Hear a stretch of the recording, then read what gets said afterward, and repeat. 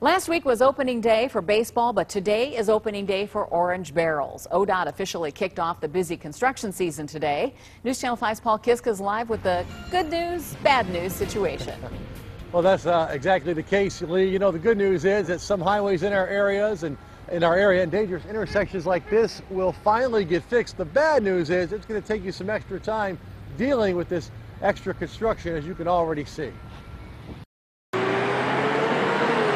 It's a confusing, congested confluence of busy traffic and merging roads. 60,000 vehicles a day, 2,000 of them trucks, turning, crossing, entering from all angles, making this one of the most dangerous intersections in the entire region. 153 crashes in less than 2 years, more than 50 of them injuring people. It's certainly very confusing. There have been a number of accidents. Today, ODOT mapped out a plan to make the corner of Carnegie and Ontario safer to drive and easier for people to park and walk to the ballpark in Tri-C. For walkers and bikers in particular, right now you have very long crosswalks. And sometimes you have some guidance on when you can cross the street and sometimes you don't. So we're making improvements with the crosswalk lengths. Because of the new roadway, we'll be able to shorten those, so it'll be a shorter distance across the street.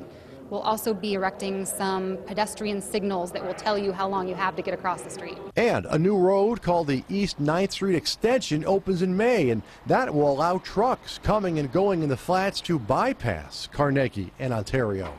The trucks that come into downtown right now have to sit in traffic at the intersection of Carnegie and Ontario. By removing those 2,000 large vehicles from the mix and putting them on a different route, it's certainly going to help folks get downtown a little easier.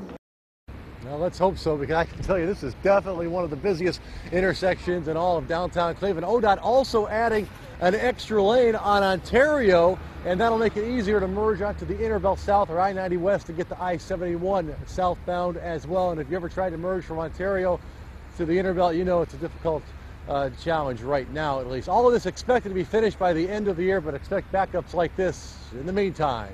Live from Carnegie and Ontario, Paul Kiska, News Channel 5.